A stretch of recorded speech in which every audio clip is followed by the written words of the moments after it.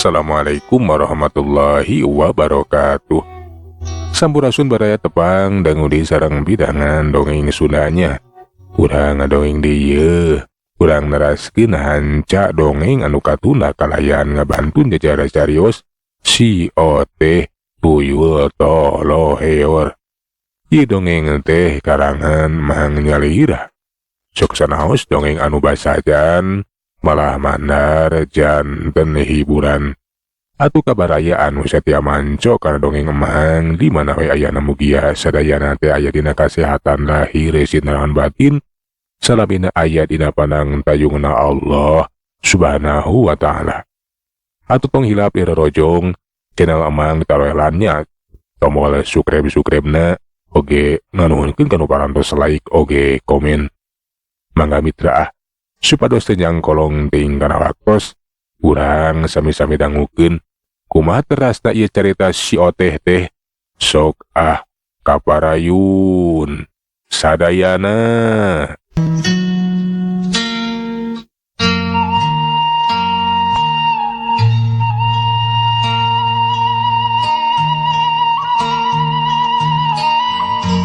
Mitra kaum dangu ayeuna mah urang caturkeun heula si Oteh jeung si Omot. Samemeh eta dua tuyul datang ka lemburna. Sanya nama si Omot teh haranapan kajadian aheng.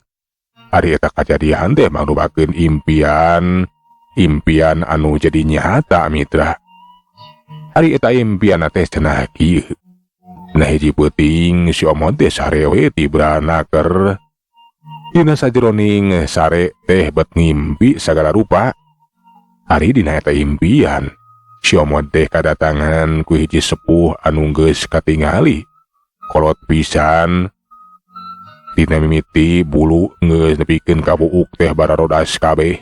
Eta sepuh teh ngakukeun eyang jati purwa. Eyang ngahaja datang nepungan maneh. Aya perkara anu rek ditepikeun ku eyang ka maneh Omot. Jadi kitunya. Tapi ke heula eyang sabab uing teh penasaran atuh nah saha eyang nu sabenerna tadi nyebutkeun ngaran Jati Purwa atuh. Eyang teh karuhun maneh Omot. Nya karuhun di bapa maneh. Eueuh teuing maneh teh geus pareumeun obor nepikeun ka teu nyaho ka karuhun sorangan. Jadi si eyang teh karuhun ti si bapa atuh. Enya rumasa pareubeun obor ting saha atuh. Aki uyut jangan wareng udag-udag teu nyaho. Lamun eyang nya karuhun uing nah rek naon datang nepungan teh nah rek mere milik meureun nya. Kabeneran atuh kapan eyang apal meureun hirup uing teh sangsara balangsak. Sok atuh rek mere milik mah re nomor rek dipasangan sugan opat angkat tembus atuh moal teu ceuyak-ceuyak. Eyang datang ka dieu teh lain rek mere nomer jalu. Tapi eyang ngahaja nepungan maneh teh aya maksud anu tangtu. Anu kajurung ku kanyaah kadeudeuh ka anak turunan. Sabab maneh teh kiwari aya dina ancaman bahaya. Ancaman atuh. Ancaman nanahaon atuh adik eyang. Saenyana eta ancaman teh nu aya hubunganna jeung pagawean maneh sawatara waktu ka tukang anu geus jangkalak tuyul-tuyul. Eta pagawean teh ngabalokarkeun aya hubunganana jeung nagara tuyul nya teh nagara Majiraksa anu dirajaan ku Sidangdang Tole. Eta rajana teh marentahkeun prajuritna pikeun nyangkalak maneh jeung si Oteh. Ieu pisan nu jadi ancaman bahaya teh. Jadi kitu atuh.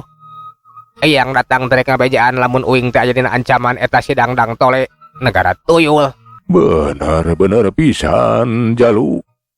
Maneh teh dina kayaan bahaya. Sabab sing hareupan teh lain bantrak-bantrakeun. Dengan ukur ngandelkeun kawani jeung si Oteh. Janten kudu kumaha atuh eyang yang hareupan eta bangsa tuyul. Kerajaan Majiraksa nu rek nyangkalak uing jeung si Oteh teh atuh. Ulah salempang pangna eyang datang nepungan maneh oge. rek nulungan rek ngabantu ngarah maneh salamet pun kitu deh bisa ngungkulan eta kerajaan tuyul. Janten kitunya syukur atuh ari kitu mah eyang bade bebela ka uing sakantaran bae atuh lian ti nulungan tina ancaman negara tuyul atuh kapan uing teh hirup lara balangsak ieu sugan eyang bisa ngajadikeun abdi hirup senang atuh. Omod nah suka mana karep eyang mah teu bisa mere nu karari itu. Hari kahirupan maneh anu sarupa kitu teh geus jadi hiji titis tulis kudu dijalankeun kalawan ridho. Eta geus hiji katangtuan ti pangeran. Anging sadrah pasrah ridho kana katangtuanana, sabar dina ngajalankeunana, salawasna eling ka manteuna anu maha kawasa anu geus nangtukeun sagala rupana. Urang mah darma wabayangan bae ngan ulah keung ulah salempang jalu hiji mangsa maneh teh bakal nyorang kasenangan. Keun kayan ayeuna mah hitung-hitung keur ngalatih diri nyipuh awak. Nya ngarah maneh teh boga jiwa anu memang kuat, sabar, oge tawakal, boga rasa kasadaran, jeung salawasna syukur naon rupan dipaparin ku pangeran. Jadi kitunya eyang, jadi uing teh bakal nyorang kasenangan engke mah. Nya henteu salah ngan bae sagala rupa oge gumantung kana usaha maneh. Dina naratas jalan jeung ngajalankeunana sok senajan sagala perkara ge iwati kersana keneh. Tapi kapan di alam dunya mah alam sabab jeung akibat. Itu sunatullahna moal ngarih lamun teu ngarah, moal nyatu lamun teu nutu. Sagala perkara teh gumantung naon rupa nu diusahakeunana. Tapi cek pangeran eta kabeh gumantung kami nu nangtukeun, kami anu musik malikeun, anu saenyana kabeh usaha teh lain usaha maneh, tapi kami we anu mere jeung ngersakeun tah kitu. Di dieu urang teh kudu tata titi salaku makhluk sadar kana kayaan ulah rek rasa umaing jeung umaku kana sagala perkara. Estu sakali kalawan kersana manusia katibanan sagala rupa kudar matitipan dah kitu jalu. Jadi kitunya eyang. Jadi nu penting mah uing teh usaha bae atuh satekah polah sakamampuankeun da sagala perkarana kapan geus aya katangtuanana jeung deui kapan sagala kalawan kersana meureun kitu. Nya bener pisan dah kitu. Maneh teh kudu ngajalankeun sagala rupa naon rupa lalakon hirup kalawan hade. Da sagala ge kapan geus kersana, nu penting mah aya dina kasadaran, aya dina eling kanu maha kawasa, yakin kana kakawasan anjeunna, yakin kana ayana anjeunna, oge yakin sagala perkara ge geus ditangtukeun, urang mah darma ngajalankeun bae. Ulah arek aral jeung subaha salamina aya dina jalan anu memang aya dina karidoan pantena tah itu jalu. Geus ayeuna mah eyang teh kapan datang teh ka jurung kukanya teh mikeun lamun anjak anak incu nepikeun ka cilaka lantaran aya urusan jeung urang nagara Majiraksa. Ayeuna eyang rek mere bekal jang maneh. Nah bekal teh bekal naon atuh eyang pikeun jang hareupan eta urang nagara Majiraksa? Bekal teh lain pakarang atawa jimat, tapi eyang bakal ngabekalan ku ilmu. Sabab sakala perkara ge kudu aya ilmuna. Tah kitu jalu. Janten eyang teh rek mere ilmu. Nah abi teh rek disakolakeun atuh eyang. Lain rek disakolakeun. Kapan lamun diajarkeun mah tang tue butuh waktu. Tapi eyang rek mere ilmu teh ku cara eyang beda jeung cara sejen di alam manusia. anu kudu ngaliwatan heula diajar, anu butuh waktu. Kukituna ayeuna masok ngadeukeutan ka eyang diukna. Ku eyang bakal diasupan ilmu. Mohon mangga atuh mangga ari kitu mah. Sae eyang. Tah ayeuna pek geura kosongkeun eta pikiran. Hate manteng yakin ka Gusti Nu Maha Suci. Segala perkara terlepas tina kudrat iradatna. Jeung deui teu aya nu mustahil mungguh anjeunna mah. Sok lamun wadahna geus siap ke ilmu eyang bakal asup. Tah kitu jalu. Kitu cenah mitra. Na eta impian teh si Omot teh ngosongkeun pikiranana. Hatena muntang yakin ka Gustina. Atuh teu lila oge.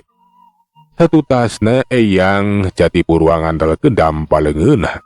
Kana mun-munan si Omot sakabeh ilmu pangawaru jeung pangabisa eta eyang Jatipurwa teh geus pindah ka si Omot.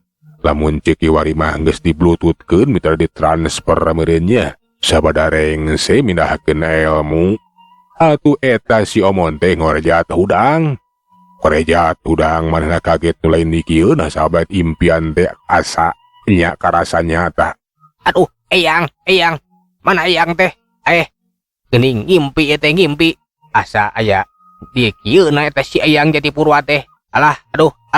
Cek si Omot manehna culang cileung we neangan eyang Jatipurwa. Da pugu kapan geus ngiles duka tingkah mana da eta manehna impian. Enya ngimpi geuning. Uing teh geus ngimpi papanggih jeung si eyang atuh. Eyang Jatipurwa cenah makaruhun ti si bapa anu ngahaja datang. Ngabejaan lamun uing tidak ancaman bahaya. Ancaman ti orang negara maji raksa. Nah bener kitu, nah bener. Ulang si Omot tengah ulang inget-inget dit sakabeh impian. Ras inget kapan dari teh cenah dina impian manehna geus dibere ilmu ku eta yang Jatipurwa teh bakal pikeun yang hareupan eta nagara tuyul. Ai kapan tadi teh uing teh dibere ilmu ku si eyang cenah majang jang hareupan eta nagara tuyul. Tapi nah ilmu naon atuh da teu karasa. Jeung deui teu nyaho naon ieu teh. Si Omot teh bingung ongkoh manehna teh cenah dibere ilmu di bakalan ilmu ku eyang Jatipurwa. Tapi manehna hanteu nyaho naon-naon jeung teu bisa naon-naon. Nah ilmuna naon atuh cenah. Anu geus dibikeun teh pikeun yang hareupan eta bangsa tuyul. Ngaranna oge ngimpi atuh teka teuing teka harti. Nya keun bae moal dipikiran. Tunuh mending hees deui atuh hees deui. Cek si Omot bari koledak dewe kana anggon. Geus kitu mah kerek kadenge kerek teh manitari kenaker.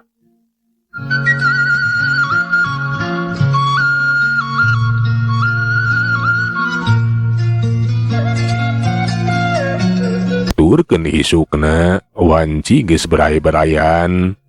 Bimaya teh ngageingkeun si Omot. Saung geus beurang cenah geus waktuna hudang ulah hees bae. Kudu barang gawe. Hudang Omot ieu teh geus beurang. Nah, ari maneh sare teh ku kamalinaan teuing. Tunduk keneh mak. Ih, kepera hudang ieu. Itu suluh kira beulahan. Mak rek nyangu eueuh suluhna. Alah atuh padahal nitah si Oteh mak meulahan suluh mah. Nah, ari maneh kalah karek nitah tuyul. Anu kudu meulahan suluh mah maneh ieu. Cik itu kira belahan suluhna ngarah gancang. Sangu teh diasakan. Kapan meureun lapar maneh teh. Nya atuh antosan sakedap mah antosan. Si Omot teh tunuh-tunuh keneh oge mana teh atuh kentak we laju ka tukang. Geus kitu mah rek meulahan suluh. Si Omot culang cileung we neangan kambak. Kabeneran kampakna teh poho deui neuneun duka tingkah mana. Kampakna ge duka tingkah mana kumaha atuh ieu meulahan suluh teh kumaha atuh. Piraku atuh kudu kuleungeun mah di beulahanana. Kawas kieu atuh kawas kieu. Cek si Omot kitu teh bari leungeunna teh dipake meulahan suluh we sakumaha biasa kawas kambak. Si Omot teh ngaranjuk kaget. Sab suluh teh ngadak beulah we mitra. Malahan leuwih enteng batan ku kambak. Alah, beulah geuningan kuleungeun oge. lengan aing jadi seukeut batan edog atuh. Aneh pisan aneh. Si Omot teh ngahulang kaget. Nah cenah kiwari leungeunna teh jadi seukeut bet bisa melahan suluh sagarupa. Si Omot anu penasaran gentak maneh nyokot deui suluhna. Geus kitu mah ditarokan make leungeun. Suluh teh memang babarieun pisan enteng naker di beulahanana teh. Si Omot yakin teteh lah geuning kiwari mah leungeunna teh cenah jadi hebat. Ulang mikir moal boa kitu aya hubungan jeung impian nu tadi peuting geus karandapan. Aneh atuh aneh bin ajaib leungeun aing jadi sakti kieu. Moal kitu aya hubungan jeung impian tadi peuting. Anu cenah cek si Eyang teh geus mere ilmu atuh ngabakalan pikeun hareupan urang negara Maji Raksa, negara tuyul enya. Moal ieu teh ilmu ti si Eyang atuh. Ma ieu uing jadi aneh atuh, leungeun uing jadi hebat, jadi sakti. Cik si Omot bari naralang lumpat bebeja ka indungna. Puguwe bimaya teh kaget nah aya naon cenah. Nah aya naon maneh teh? Nah anggeus narokan suluh teh Omot. Atos atuh matos rengsetos ere suluh teh di beulahan. Ngan bae di beulahan sanes ku kampak atuh, tapi ku panangan mah aeh-aehnya heueuh narokan suluh mah ku leungeun piraku ku suku. Sanes kitu atuh mah ditarokan teh teu ngagunakeun pakarang mah ku ukur ku dampal leungeun atuh. Aeh nu bener maneh teh Omot. Nah kumaha kitu? Enya basa tadi kapan rek narokan suluh. Eta kampakna teh duka ting ka mana? Nya ku uing teh mah ku leungeun bae teh. Piraku atuh kampakna mah kudu ku leungeun. Barang leungeun dipake meulahan suluh teh dak beulah enteng naker mah kitu atuh kitu ku tante nu bener sikan mah hayang nempo. Bimae teh jadi penasaran ha bener cenah si Omot teh meulahan suluh kukur ku dampal leungeun. Atuh bilae teh laju we katarukang jeung si Omot. Si Omot ngabuktikeun kana caritaana. Bener we suluh teh di beulahan make leungeun entengeun naker. Bimae moloh kagetna cenah anakna teh kiwari boga kemampuan nu sarupa kitu model pisan. Kawas anu boga kasakten, boga kekuatan anu hebat. Barang ditanya ku eta Bimae hati mana cenah eta ilmu teh. Atuh si Omot teh ngajelaskeun lamun cenah eta ilmu teh aya hubungan jeung impian dari peuting. Ngimpi geus papanggih jeung Eyang Jatipurwa. Anu cenah eta Eyang Jatipurwa teh karuhun tinu jadi babana. Ngahaja datang nepungan teh rek mekalan hariwang sawabi si Omot teh aya dina ancaman urang negara tuyul Maji Raksa. Tah kitu malah lakonna mah pasti aya hubungan jeung impian tadi peuting mah. Eta si Eyang teh geus mekalan ilmu atuh. Ayeuna kakara-karasa teteh uing teh jadi boga kamampuan, jadi boga kasakten mah. Jadi kitu ku tante. Ya mudah-mudahan wae atuh eta ilmu teh jadi bekal maneh. Pikeun yang hareupan eta ancaman ti urang negara tuyul Maji Raksa. Mama jadi hariwang salempang. Inggis maneh teh cilaka kangaranan yang hareupan sanagara tuyul lain bantrak-bantrakeun. Enya tuh mak. Tapi kapan lamun geus dibakalan ilmu ku si Eyang mah mudah-mudahan we atuh tias bisa ngungkulan. Enya ka hade sing ati-ati jeung waspada salawasna eling ka Gusti Maha Suci. Ngarah salamina ayeuna panang tayunganana. Ohon atuh mak. Kapan kitu cek si Eyang oge cenah. Kitu mitra kayan si Omot teh.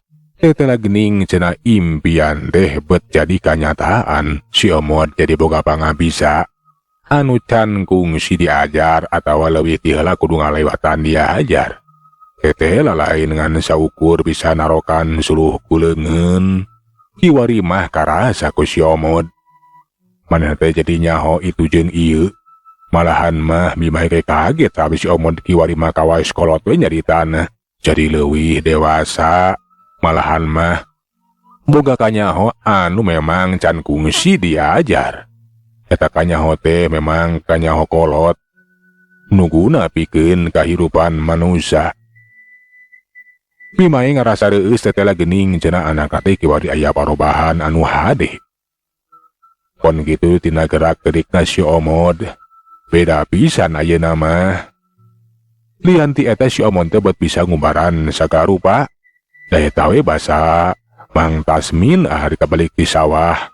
Bari mana teh wahwar wehwer leungeunna teh doang kakade ku parang. Si Omod bet manehna teh ngadadak hayang nulungan. Eta Mang Tasmin deh langsung we diusap tatuna nepikeun kalita sabihara-sabihari deui leungit eueuh tapak-tapakna. Nuhun Jang. Teteh lah Ujang teh hebat geuning. Tatu Mang urut kakadeku parang leungit. Halah. Jadi boga ilmu anu hebat si Ujang teh. Ya syukur atuh ari tos damang mah alias cager. Kalarasan bae eta Mamang, kalarasan atuh. Dijabah ku Gusti mah suci meureun tatuna kudu cager atuh. Alah nya nuhun pisan Jang. Mang teh geus geumpeur geus reuwas. Getih awor-aworan alah. Kapan jauh ka itu ka dieu? Rek balik ka imah. Teteh lah Ujang nulungan. Cik Mang Tasmin nganuhunkeun bari jeung kataji ku ilmu eta si Omod. Bet bisa ngubaran anu tatu kakadek segala rupa. Mitra kaum dangu, ayeuna mah urang gancangkeun caritana. Dina hiji peuting kayaan di lembur si Omod teh memang sepi cempring beda ti sasari. Kadenge suara anjing babaung ti kajauhan. Si O teh anu hees na tangkal ciapu manehna dak curinghak. Bari jeung si hirung teh ungas ingus. Bau naon ieu teh? Lain bau tarasi da. Hehehe. Alah, ieu mah bau tuyul. Moal kitu aya bangsa tuyul. Sarua jeung uing datang deui ka ieu lembur. Pikeun ceceremet. Kayak kieu mah kudu bebeja ka si Omod. Enya rek bebeja heula. Laju we eta si Oteh teh agajrut ngagajreng dina luhur tangkal jamu. Ngabalesat ngadeukeutan kamar si Omod geus kitu mah belus kaliwatan erang-erang panto. Kiwari geus aya di jero kamar bari ngageuingkeun si Omod anu geus sare tibra. Udang euy aya bahaya. Aya tuyul nu datang ka lembur urang. Pasti bakal ceceremet. Gancang hudang Omod. Naon atuh? Aya naon ane teh? Aya tuyul. Aya tuyul datang ka lembur urang. Kudu gancang dicangkalak. Sabang mabahayakeun kumaha lamun kaburu ceceremet. Deueur aya kajadian di kanu kalengitan duit di lembur urang. Aduh, nah bener aya tuyul atuh. Enya kaambek ku uing. Aya tuyul anu datang ka lembur urang. Kek diuk si Omod teh bari musireukeun paningalina. Kiwari si Omod boga kemampuan anu aheng, bisa nyawang kanu anggang, bisa nempok kanu jauh, breh katomba bener we. Aya dua tuyul anu keur caricing di sisi lembur, rek asup ka tengah lembur euleuh mitra waktos na geuning parantos teu nyekapannya. Segala urang tuna jajar carita si Oteh tuyul toloheor deui ka dieu, urang teraskeun dina seri anu salajengna tumang. Nganuhunkeun tina sadaya perhatosanana. Hapuntenna tina sadaya kakirangan Mang saeuleurna undur. Assalamualaikum warahmatullahi wabarakatuh. Jag.